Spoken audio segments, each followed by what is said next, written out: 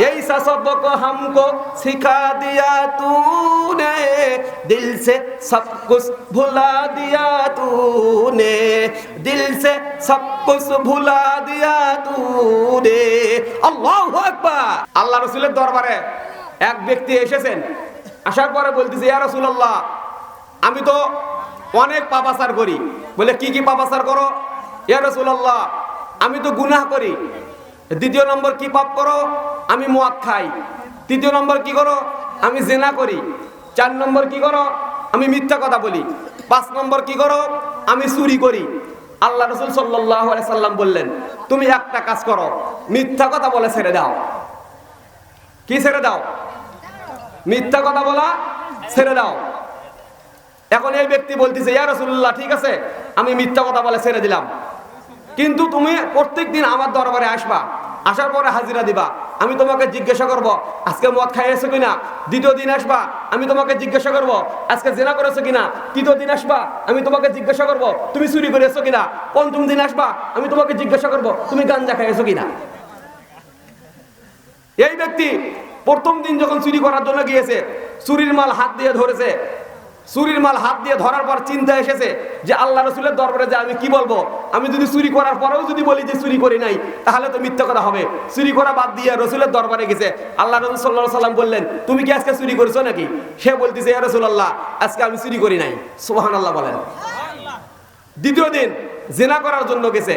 জিনা করবে এমন টাইমে তার মধ্যে আল্লাহ এবং আল্লাহ রাসূলের ভয় ঢুকে গেছে, এবং সে বলতেছে, আমি তো আগামীকাল আল্লাহ রাসূলের দরবারে যাব, এবং আল্লাহ রাসূলকে আমি কি উত্তর দেব? জিনা করা বাদ দিয়ে আল্লাহ রাসূলের দরবারে গেছে। আল্লাহ রাসূল বলতেছেন, তুমি কি আজকে জিনা করছো কিনা?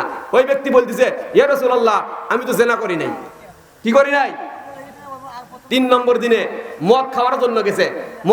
মদের বোতল হাতে নিয়েছে, মদের শিপি খুলে নিয়েছে, এখন মুখে দেবে এমন টাইমে আল্লাহর ভয়, আল্লাহ রাসূলের ভয় তার দিলের মধ্যে ঢুকে গেছে। তখন সে চিন্তা করতেছে, আমি আল্লাহ রাসূলের দরবারে কি উত্তর দিব। আল্লাহ রাসূলের দরবারে গিয়েছে। যাওয়ার পরে আল্লাহ রাসূল বলছেন, তুমি কি মদ খেয়েছো কিনা? সে বলতেছে, ইয়া রাসূলুল্লাহ, না, মদ খাই নাই। 4 নম্বর দিনে গাঁজা হাতের মধ্যে নিয়েছে, আপন হাত মধ্যে নিয়েছে, খাবে এমন টাইমে চিন্তা করতেছে যে আল্লাহ রাসূল যদি আমাকে জিজ্ঞাসা করে যে তুমি মদ খেয়েছো কিনা, আমি বলবো যে না। তুমি কি গাঁজা খেয়েছো কিনা, আমি বলবো না। আল্লাহ রাসূলের দরবারে আসছে। আসার পর আল্লাহ রাসূল জিজ্ঞাসা করতেছে, তুমি কি আজকে কোন কোন অন্যায় করেছো বলো। এই ব্যক্তি বলতেছে, ইয়া রাসূলুল্লাহ, আমি আজকে কোনো অপরাধ করিনি।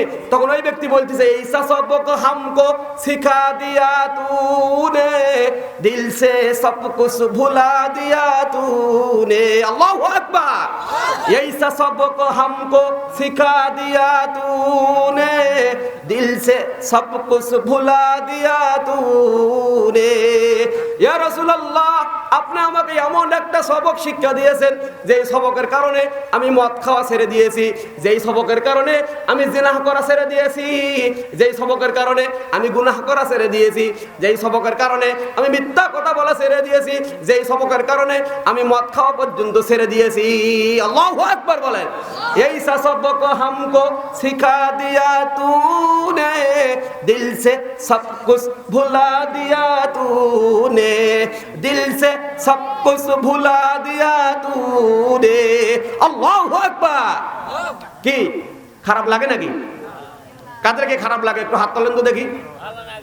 হ্যাঁ, লিল্লাহি তাকবীর। তাকবীর দেওয়া যাবে?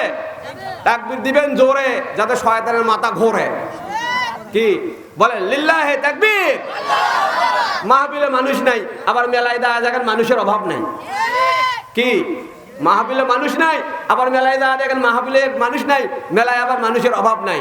এখানে আজকে এই যে ওয়াজ মাহফিলের আয়োজন করা হয়েছে, কোরআন হাদিস শোনার জন্য এই ব্যবস্থা করা হয়েছে, কোরআন থেকে ওয়াজ শোনার জন্য, মেলার জন্য নয়। এখানে ব্যবস্থা করা হয়েছে হাদিস থেকে আলোচনা শোনার জন্য, মেলার জন্য নয়। কিসের জন্য নয়? মেলার জন্য নয়। এখনো অনেক মানুষ বাড়িতে আছে যে চতুর্থ বক্তার কি ওয়াজ শুনবো, প্রধান বক্তা ওয়াজ শোনার জন্য যাব। আরে তুমি হেদায়েত হবে তোমার কথা থেকে, তোমার তো নিয়তের মধ্যে গলত। তুমি কেন চতুর্থ বক্তা খোঁজো? তুমি কেন তৃতীয় বক্তা খোঁজো? তুমি কেন দ্বিতীয় বক্তা খোঁজো? তুমি কেন প্রধান বক্তা খোঁজো?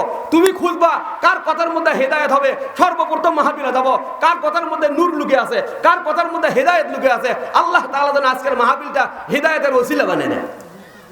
কি করে লাগবে বলেন? হেদায়েতের ওসিলা বানিয়ে দেয়। কিন্তু শ্রোতাও যেমন বক্তাও তেমন। শ্রোতারা বাড়িতে বসে আছে, প্রধান বক্তা দ্বিতীয় বক্তার ওয়াজ শুনবো। হ্যাঁ, মানুষও এখন ওই রকম যে প্রধান বক্তা দ্বিতীয় বক্তা না ওঠা পর্যন্ত আমরা প্যান্ডেলে ঢুকবো না। আমরা কে জ্যান ত্যান মুসল্লি, আমরা ভিআইপি মুসল্লি। কি মুসল্লি? আমরা ভিআইপি মুসল্লি।